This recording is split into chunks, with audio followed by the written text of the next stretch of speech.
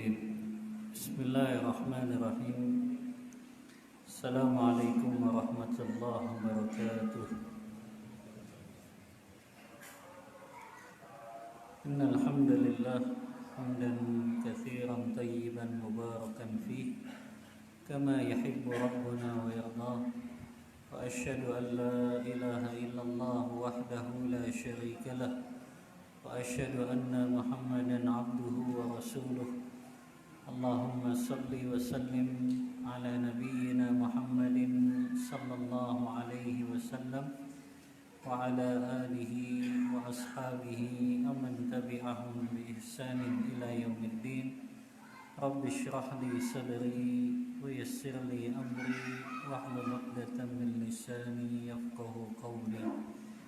قال الله تعالى في القرآن الكريم: يا أيها الذين آمنوا اتقوا الله حق تقاته ولا تموتن إلا وأنتم مسلمون. معاشر الإخوان والأخوات rahimani wa rahimakumullah jami'an. Bapak-bapak, ibu-ibu yang senantiasa dirahmati oleh Allah Subhanahu wa taala. Alhamdulillah, tiada kata yang lebih pantas meluncur dari lisan kita semua kecuali ungkapan puji dan puja syukur kita kehadirat Allah Subhanahu wa taala atas berbagai limpahan nikmat, limpahan anugerah dan karunia, khususnya nikmat iman, nikmat Islam, nikmat sehat wal afiat, nikmat hidayah taufik, yang dengan hidayah taufik ini Allah mudahkan segala langkah kita dalam melaksanakan ketaatan-ketaatan kepada Allah. Salawat beserta salam semoga tetap tercurah limpahkan kepada suri tauladan kita, baginda kita Nabi besar Muhammad sallallahu alaihi wasallam beserta para istri-istri beliau, para keluarga beliau, para sahabat-sahabat beliau, dan kita selaku umatnya memohon pertolongan kepada Allah agar Allah berikan kita kekuatan untuk senantiasa berjalan di atas sunnah-sunnah beliau. Amin Allahumma amin. Ikhwani wa akhwati fillah rahimakumullah, kita melanjutkan kembali kajian rutin kita, masih membahas kitab Tabsiratul Anam bil Huquqi fil Islam, kitab yang membahas tentang semua hak-hak di dalam Islam yang ditulis oleh Syekh Saleh Ibnu Thaha Al-Wahid rahimahullahu ta'ala. Pertemuan terakhir kita bahas tentang hakul mutakhasimaini minal mu'minin, hak dua orang di antara mukmin yang saling berselisih. Dan kita sudah membahas tentang masalah tersebut sampai selesai. Kita lanjutkan kembali dengan pembahasan kita yang selanjutnya, yaitu berkata Syekh Muallif pengarang kitab ini, haqqut thariq, hak-hak yang harus ditunaikan kepada jalanan. Jadi jalan yang kita lalui ini, jalan yang sering kita lewati ini punya hak yang harus ditunaikan. Maka penting bagi kita mengetahui tentang hak-hak jalan ini yang merupakan kewajiban kita bagi seorang muslim, harus menunaikan hak-haknya jalan ini. Beliau mengatakan, ittaqullaha washkuruh ala ni'matil Islam, fal Islamu dinun kamilun wa ni'matun tammatun, kama qala Rabbul Izzah al-yawma akmaltu lakum dinakum wa atmamtu alaikum ni'mati wa raditu lakumul Islam dina. Al-Islamu a'ta likulli dhi haqqin haqqah hatta a'ta lit-tariqi haqqah. Kata pengarang kitab ini, beliau mengatakan bertakwalah dan bersyukurlah atas nikmat yang Allah telah berikan kepada kalian berupa agama Islam ini. Yang Islam ini agama yang sempurna dan nikmatnya juga begitu sempurna, sampai Allah mengatakan dalam surah Al-Maidah ayat yang ketiga, Aku telah sempurnakan bagimu agamamu dan aku sempurnakan nikmatku untukmu, dan aku telah ridho dengan agama Islam ini sebagai agamamu. Yang Islam ini memberikan hak-hak dalam setiap perkara, sampai Allah mengatur yang namanya hak jalan yang harus ditunaikan oleh orang-orang yang melaluinya. Ya. Kita dapati, kata beliau, ya, anna tariqa laisa milkan li ahadin mahma kana wa innama huwa milkun lil jami' fala yajuzu li ahadin an ya'tadiya 'ala at-tariq aw yusi'a liman marra bit-tariq. Kata beliau, kita telah mengetahui bahwasannya jalanan ini bukan milik seseorang, bukan milik pribadi, tapi jalanan yang kita lalui ini adalah milik semua orang yang dia melewati jalan tersebut. Maka tidak boleh seseorang berlaku zalim ketika dia melalui jalan tersebut atau dia berbuat keburukan terhadap jalan tersebut. Fa innal islama yuhadziru minal julusi fit turuqat. Bahkan agama Islam ini melarang kita untuk duduk-duduk di tepi jalan. Ya, Islam melarang kita untuk duduk-duduk di tepi jalan. Sebagaimana sabda Rasulullah sallallahu alaihi wasallam yang diriwayatkan oleh Imam Bukhari dan Muslim dari sahabat Abu Sa'id Al-Khudri, beliau berkata bahwasannya Rasulullah sallallahu alaihi wasallam bersabda, "Iyyakum wal julusa fit turuqat." Faqalu ya Rasulullah, "Ma lana min majalisina buddun natahaddatsu fiha." Faqala, "Fa idza abaitum illa al-majlisa fa'atut tariqa haqqahu." Qalu wa ma haqqut tariqi ya Rasulullah? Qala sallallahu alaihi wasallam, ghaddul basar wa kafful adha wa raddus salam wal amru bil ma'ruf wan nahyu 'anil munkar. Dalam hadis yang diriwayatkan Imam Bukhari dan Muslim ini, Rasulullah bersabda, jauhilah, hindarilah kalian duduk-duduk di tepi jalan. Maka dalam Fathul Bari, Ibnu Hajar Al-Asqalani mengisahkan suatu hari Rasulullah melewati suatu jalan dan beliau mendapati beberapa sahabatnya itu sedang duduk-duduk di tepi jalan, tapi sebetulnya bukan tepi jalan, pekarangannya rumah Abu Thalhah. Jadi Abu Thalhah ini pekarangannya itu terbuka rumahnya, dan itu sudah dempet dengan jalan. Maka Rasulullah tetap melarang mereka, iyyakum wal julus fit turuqat, jauhilah, hindarilah kalian duduk-duduk di tepi-tepi jalan ini. Maka mereka berkata kepada Rasulullah, ya Rasulullah, tidaklah kami duduk di tepi jalan ini kecuali kami memiliki keperluan yang kami perbincangkan dalam satu perkara. Maka Rasulullah bersabda, apabila kalian tidak bisa, melainkan kalian harus duduk-duduk di tepi jalan ini, maka hendaklah kalian memberikan jalan ini hak-haknya. Kalian tunaikan hak jalanan ini. Kata mereka bertanya kembali, apa itu hak jalanan wahai Rasulullah? Maka Rasulullah bersabda, ada 4 di sini. Ghaddul basar, menundukkan pandangan. Yang kedua, kafful adza, menghilangkan gangguan atau mencegah kalian melakukan sesuatu yang bisa mengganggu seseorang dia melewati jalan tersebut. Yang ketiga, wal amru waraddus salam, menjawab salam. Yang keempat, wal amru bil ma'ruf wan nahyu 'anil munkar, kalian memerintahkan kepada yang baik ya, atau mencegah dari yang dilarang ya. Ikhwani fillah rahimakumullah, kita akan bahas tentang makna hadis ini, tentang 4 hak jalan ini yang harus kita tunaikan.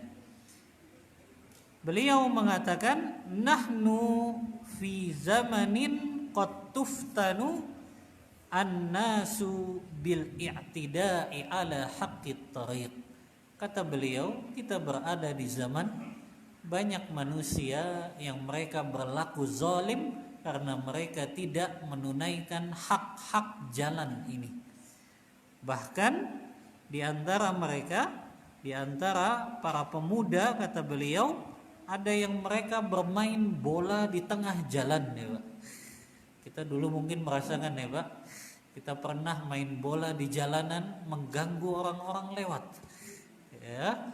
Ada juga yang mereka duduk-duduk di tepi jalan dalam rangka mereka mengumbar pandangan mata mereka melewat perempuan-perempuan yang bukan mahram, mereka lihat itu sengaja ya. Ada juga di antara mereka yang mereka sengaja menutup jalan yang akhirnya mempersempit orang untuk jalan melewati jalan tersebut ya. Ini adalah kejadian yang banyak muncul di zaman sekarang ini ya. Bahkan sekarang ini ya, ini hajatan ini selalu yang namanya nutup jalan. Ini saya khawatir ini menjadi mainstream pemikiran kita. Bahkan ada orang yang berpikir parameter suksesnya hajatan itu kalau sudah macet ya. Jadi ukurannya hajatan itu sukses kalau dia menutup jalan dan menyebabkan macet. Ini pola pikir yang berbahaya sekali ya. Maka kalau ada yang berpikir seperti ini ya, ini harus segera dirubah. Karena Islam ini mengatur yang namanya hak-hak jalan ya. Nah, ini kejadian yang kita alami di kalangan sebagian kaum muslimin saat ini ya. Maka yang pertama kata beliau, hak jalan yang harus ditunaikan adalah ghaddul basar. Kalau kalian terpaksa duduk-duduk di tepi jalan atau melewati sebuah jalanan, maka hak yang pertama adalah kalian menundukkan pandangan kalian ya. Yang pertama ini adalah perintah Allah Ta'ala di dalam Al-Quran. Dalam surah An-Nur ayat yang ke-30 dan 31, Allah perintahkan kepada para laki-laki dan perempuan. Allah mengatakan, qul lil mu'minina yaghuddu min absarihim. Katakanlah kepada laki-laki yang beriman agar mereka menundukkan pandangan mereka.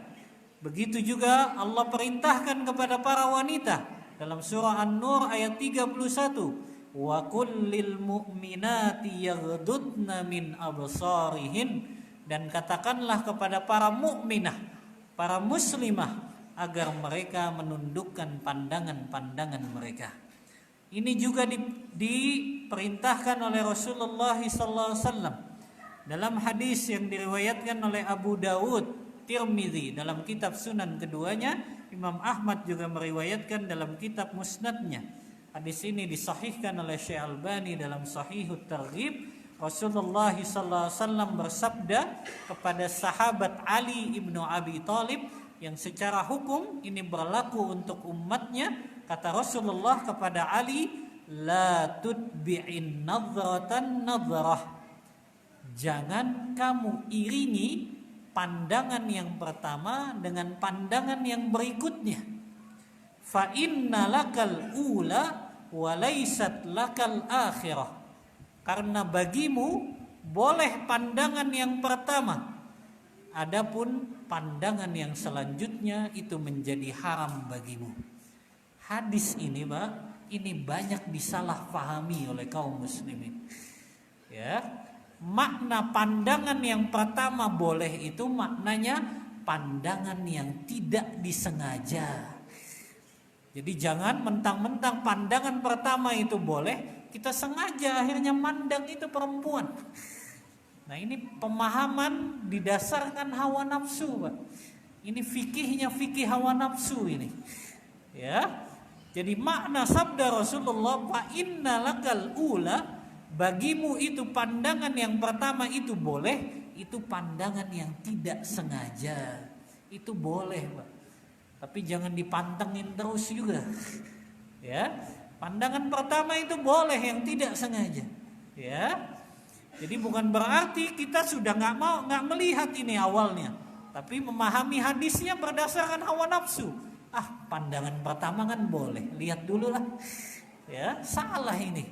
Ya, pandangan pertama yang dibolehkan itu karena tidak sengaja. Makanya Rasulullah mengatakan, jangan kalian mengiringi pandangan yang pertama dengan pandangan yang berikutnya. Ya. Kalau awalnya tidak sengaja, itu Allah maafkan, tapi pandangan yang selanjutnya itu menjadi haram. Ya, ini makna hadis ya, Pak. Jadi jangan diselewengkan makna hadisnya. Ya, mentang-mentang pandangan pertama boleh, akhirnya orang melihat dengan pandangan pertama saja. Ya, maka ini pemahaman yang salah. Maknanya pandangan pertama dibolehkan di sini kalau tidak sengaja. Ya. Kemudian juga Rasulullah sallallahu alaihi wasallam pernah ditanya tentang pandangan yang spontan dengan melihatnya tanpa disengaja. Maka tetap Rasulullah memerintahkan, wasu'ila an nadratil faj'ah faqala isrif basarak. Rasulullah pernah ditanya, ada seseorang yang dia memandang wanita yang bukan mahram itu dengan pandangan yang tidak sengaja, secara spontan saja. Maka tetap Rasulullah memerintahkan, tundukkan pandanganmu. Jadi setelah melihat tidak sengaja itu langsung ditundukkan pandangannya. Ya, ini hadis diriwayatkan Abu Dawud dalam kitab sunannya. Yang kedua, Pak, ghaddul basar. Ini penting, Pak, karena penglihatan kita akan dimintai pertanggungjawaban pada hari kiamat. Ya, setiap yang kita pandang dari sesuatu yang haram, Allah akan minta pertanggungjawabannya pada hari kiamat.